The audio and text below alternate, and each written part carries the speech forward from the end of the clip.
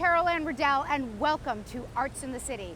We are coming to you today from the Green at Lincoln Center, where New York City's revival is underway.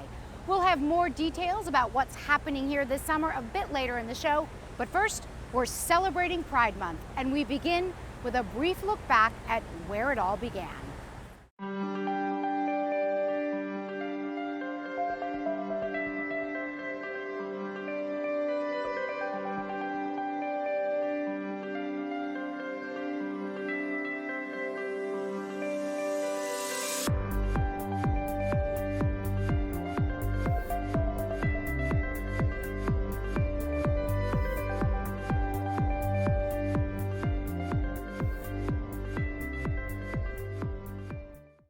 Check out nycpride.org for more information on the march set for June 27th and lots of other events you can participate in throughout the month.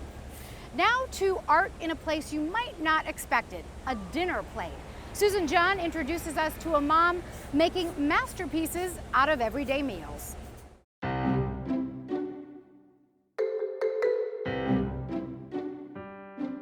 Yolanda Stokermans gives new meaning to the expression playing with your food, turning plates of food into fine art. I always made drawings and paintings before I had children, and that's my way to express myself, I think, now in food. The Belgium-based stay-at-home mom of two started turning meals into magical works of art in 2019 to promote recipes on her website, The Meal Prepper. Stokerman says it was her sons who pushed her to post pictures of her creations on social media.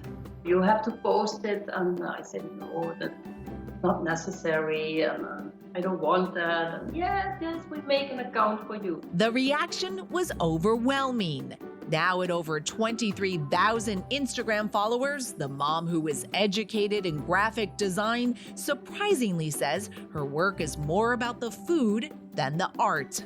I never intended to be an artist with food, so I still see myself as a creative cook. Creative cook may be an understatement. From animals to pop culture, inspiration for Stokerman's stunning lifelike creations comes from anywhere. And among food artists, Stokerman's work literally stands out.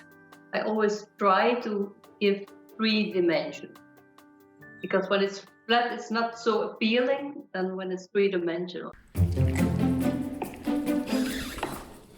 To create that 3D effect, the creative cook works with ingredients that are easy to mold. What are your favorite ingredients to work with?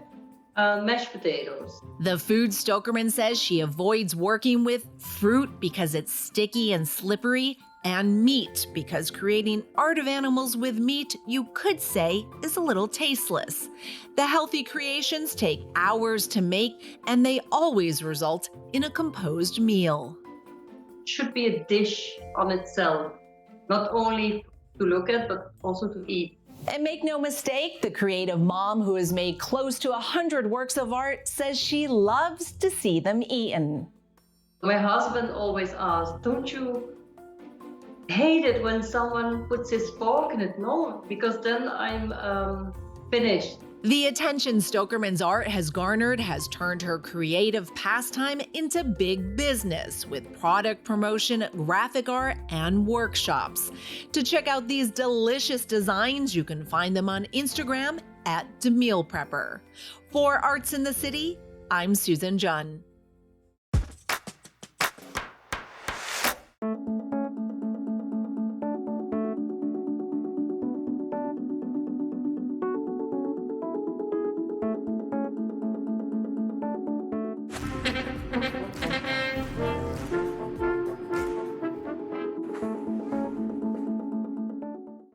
Best-selling author Debbie Macomber is a prolific writer with 2 new books out this year. It's Better This Way and Dear Santa. She's also authored children's books, cookbooks, and several of her Christmas novels have been turned into movies. But all that incredible success did not come easily. In a recent interview, she told me the inspirational story of what she overcame to pursue her dream of writing.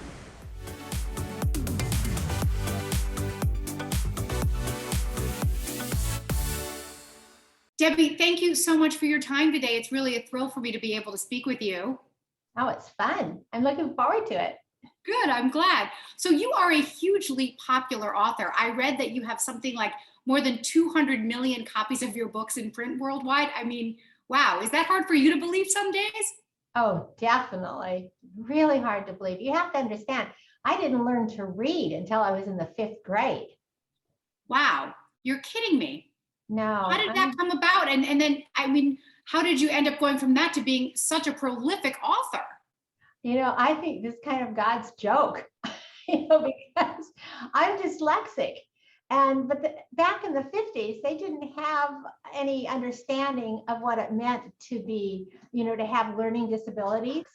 And so what happened was it just took a long time for me to understand the concept of reading. The 3rd grade teacher told my mother, Debbie's a nice little girl, but she's never going to do well in life.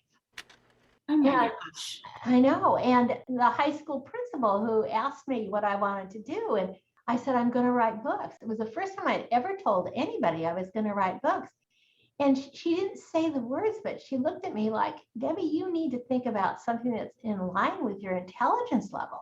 And although I want to tell you that my principal did live long enough to see my first published book. So. All right. Yes. That had to feel good. So, it's very easy to stuff your dreams into the future when you have that kind of background. I love to understand the process of writing and how authors actually become authors. I read that you started your first book at 30 years old with 4 young children at home. I just got to ask, how did that happen and how on earth did you find the time? Well, I think you make time for the things that you love. Now, I had always wanted to be a writer, but you remember, I barely graduated from high school. I married as a teenager, and Wayne and I had the 4 kids in 5 years. So it was, I was busy as a stay-at-home mom, and this dream just pounded in me. And the only way I can think, Caroline, to describe it is if you burn yourself, you throb with pain. But every time I thought about writing books, I throbbed with joy. So we rented a typewriter, put it on the kitchen table. I moved it at meal times. We were a 1-income family, and Wayne was working construction, which meant we could count on him working about 9 months of the year. So it was never an easy thing to make this investment in me. And I was taking $100 a month out of our very tight budget to write. Wow. And it took me 5 years to sell that first book. It was a real investment my husband made in me. You can see an extended version of my interview with Debbie Macomber on our show Book It with CA, starting July 14th, right here on CUNY TV. One thing the pandemic has taught us, nothing keeps New York City down. And with summer upon us, it's a great time to rediscover why our hometown is a mecca for culture, dining, architecture, and creativity. Which brings us to the Encyclopedia of New York. Ari Goldberg explains.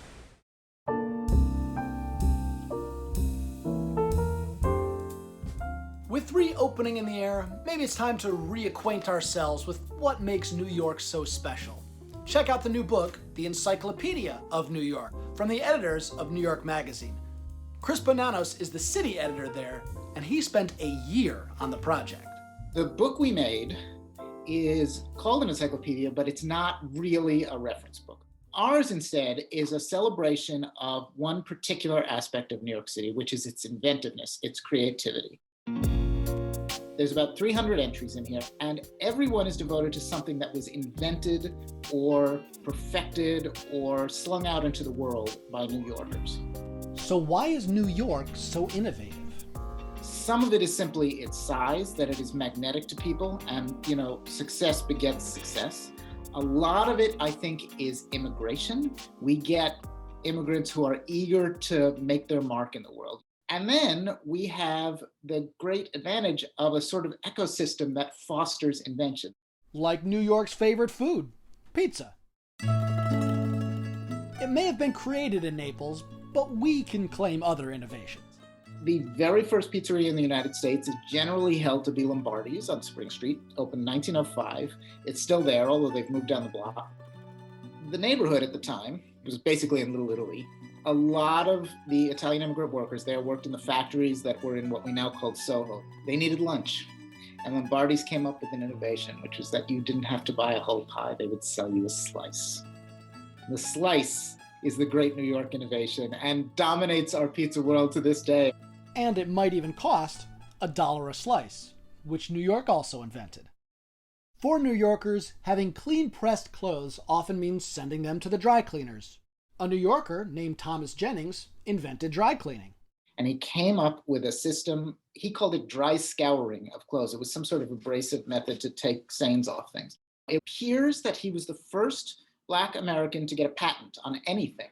He made a lot of money on his invention, fortunately for him. He and particularly his daughter became abolitionist activists. He was able to buy his wife's freedom. He's a kind of hero. It all came out of dry cleaning.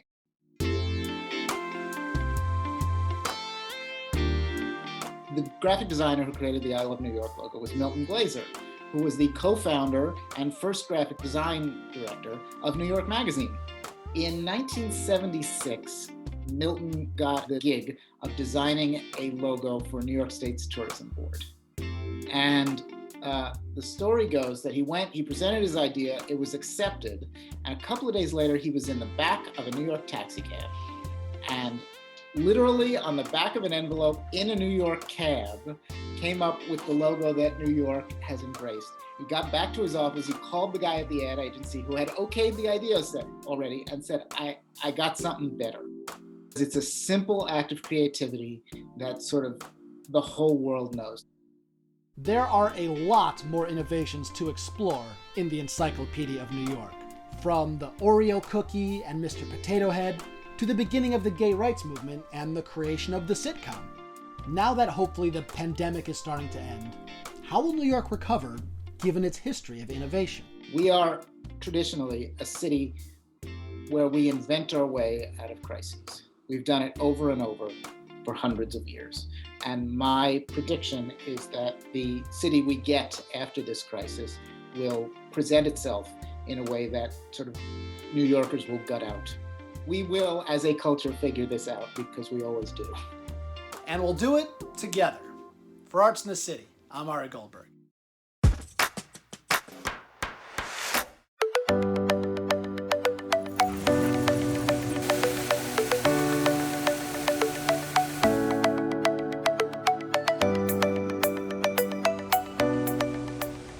Actor William Shatner, now 90 years old, is proof that age truly is just a number. The original Star Trek captain is out with a new movie called Senior Moment. He chatted with our Neil Rosen about the film, his long career, and his full-throttle approach to life. I'm in command. For over 70 years, William Shatner has been in command of a remarkable career.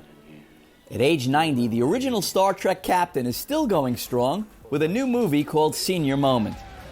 All right, let's do this. Shatner plays a former NASA test pilot who loves fast cars, but he gets his driver's license revoked when he gets too reckless behind the wheel. Begrudgingly, he's forced to take public transportation, where he finds true love late in life with a cafe owner played by Gene Smart. Wow. Do you still enjoy acting? Do you still get the same kick out of it as you did like years ago? More. Every time Really? I finish something, I think, oh, that's how it's done. I see it as a psychological examination that everybody, the character you're playing, has a different facet. How you say hello is different in every moment. I mean, you've got to examine, why is he saying hello and how does he say hello? And there's a whole psychological puzzle in any part you play. And the more you live, the more variance you can give that hello. Do you have any regrets on playing this cultural icon, Captain Kirk in Star Trek? And do you get tired of fans and people asking you questions about, like the famed SNL skit that you did? People are asking you obscure questions. For me, that you and I are talking because I did a show so many years ago, became a phenomenon, a showbiz phenomenon. So I'm part of this thing that happened, and I'm talking to you because of it. Never resent it. Think, wow, that's great. What a wonderful career I've had. Here I am at my age with a new movie, an album, a next album coming out, a podcast, all the things I'm doing as a result of Star Trek. Why would I resent it? You look great. I mean, how do you stay in such great shape? I mean, how's this guy doing this? It's incredible. I mean, you look great. You're running around. I don't know if you're actually driving those race cars in that was a stunt guy, but Absolutely. You're like phenomenal. Well, I've been lucky because I think there's an element of luck about getting sick and losing what we're talking about is the life force, the energy, and that can be robbed if you have an accident, an operation, a disease, a bad luck, and suddenly your life force begins to ebb, and you're not the person you were. For me, I'm as vital. I eat, I drink, I'm on horses. I'm driving cars. I'm with my dog and with my wife. It's a family thing. I'm as busy as I always was. Enjoying it more. Do you have a favorite thing that you've done in your entire vast career? I did a one-man show on Broadway a while ago. So a one-man show is what it is. It's a one-man show. I'm up on stage for almost 2 hours, making them laugh, making them cry by myself. And I wrote it, and essentially I directed it, and it was a great success. Imagine being on stage in front of 2,500, 3,000 people and making them listen. Good night and thank you. With William Shatner for Arts in the City, I'm Neil Rosen. As part of our celebration of Pride Month, we are also celebrating one of our very own CUNY TV series, Merlin's People Like Me. In this episode, Merlin Faye asks friends to submit Velfies, video selfies, describing their lives, hopes, and dreams during the pandemic. Hello, you have reached Merlin's People Like Me. Please leave your message for Merlin. This is Michael McQuarrie with a message for Merlin. You know, during these past 12 months have been absolutely insane, horrific, fantastic, awful, the most self-absorbing brilliance if you make it that way. Now, I was the guy in New York that was the nightlife, the Matinee Idol, Trocadero, the Bonsoir, all these, but 88s, I was the Matinee Idol, all this stuff. It was a lot of fun. Also did some art stuff, and I ran into Prince, and we did this little drawing, and he liked whatever, who knows, whatever. But I was the guy at Soho Grand with Joey Arias and Suzanne Barsh. You know, movies were movies when you paid a dime to escape. But in the meantime, being in here, well, what are you gonna do? Merlin, I'm gonna tell you. And everyone out there, all you lovely people up there in the dark. So what I do is these little art pieces and perform and do stuff. But since I couldn't be in people's faces, I decided to be a better me inside my me place. Like you must go in your place. For instance, here we go. So I would do these artworks called Your Essence in Seconds. Hashtag Your Essence in Seconds. So here we go for fun. So what I would do is online is I would contact people that used to see me out in Kansas City doing these things at these swanky soirees and being fun. But instead I was better and just did it online. So you just must do the same thing, whatever you do, or just find your you in whatever it is. So for instance, you know, I'm this Dolly Picasso of Kansas City. Ta-da! Hi, my name is Al Rosenberg, and I have a message for Merlin.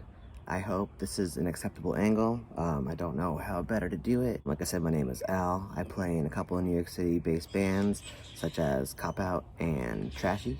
I also am a co-organizer for Punk Island, New York City, and Brooklyn Transcore. I'm really looking forward, hopefully this coming year, to get back to rehearsing and playing shows and going to shows and supporting the scene. Prior to the pandemic, I already liked to cook, and I already didn't love the company of other people, so not a whole lot has changed for me in my personal life, except for I've also not had to go to work this year, so that's been pretty great. I'm not looking forward to finding a new job that will let me for however long to go on tour, but that's a problem for future Al, so we will visit that then. I will say that I did think going into quarantine that I was going to get a lot of stuff done. I was going to practice every day. I was going to really work on my guitar chops. I was going to do a lot of writing. I didn't really do almost any of that, but I did build a guitar from a DIY guitar kit, which I had been wanting to do for years and years and never had the time or the motivation to do it. But you know, you sit around long enough, you find the motivation to do something. It's not practice, I guess, because I haven't done that, but building guitar. I've also been working on my luthier skills, so that mostly means that I've been ruining my other guitars and then slightly unruining them, because I'll read the directions or I'll watch the video, but then I'll do it how I think it should be done, and it turns out that how I think it should be done is almost usually the wrong way. I'm also really looking forward to paying someone else to make me a margarita, because as it turns out, I am not good at making them, and they are just not the same when they come from my kitchen as they are when they come from the kitchen of a professional, and that's one of the big three. So I hope everyone is staying safe and healthy, and see y'all in the pit. Oh, and Merlin, always remember, and everyone else, you gotta sign your work these days for your self-worth too. And, oh, forgive me, one other thing. I'm always good at the one other thing. Please wear your mask these days, because even though we're all getting vaxxed up, that means you, still wear your mask, because you know what, it's the other people, and we gotta be nice to aunt and uncle and grandma, etc. And thank you very much for spending a little time with mine. Now go be a better you. You could do it, see what I mean?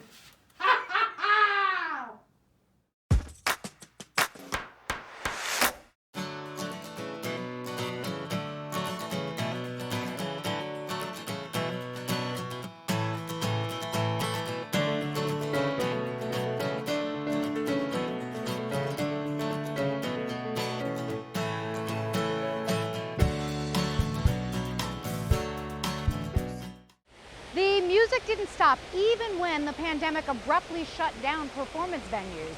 Musicians took to the streets with concerts from their cars. And now that early determination to keep playing has turned into so much more. Maria Vamni has that story.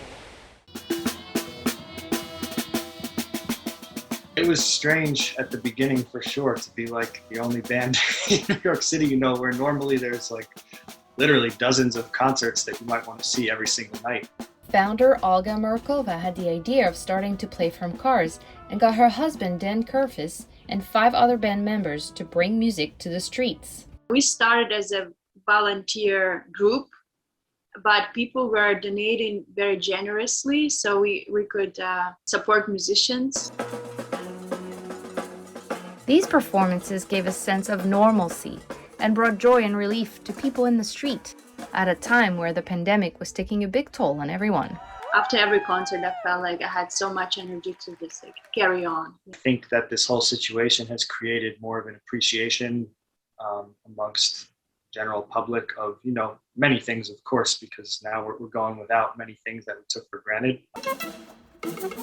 It just reminds you why you do it in the first place. You just do it because it makes you feel good and it makes other people feel good. We're able to hit neighborhoods like all over New York City. I think we did like almost 100 different performances, right? Maybe the first 2 months we used to go once or twice a week, hit a bunch of locations.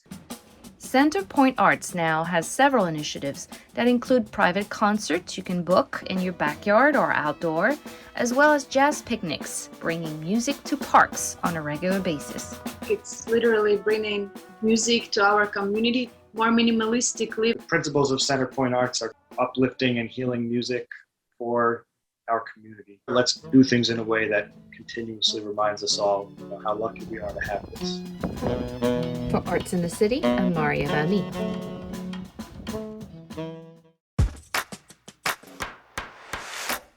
That is our show for today. Thanks so much for watching. A quick reminder to check us out on social media. We would love to hear from you.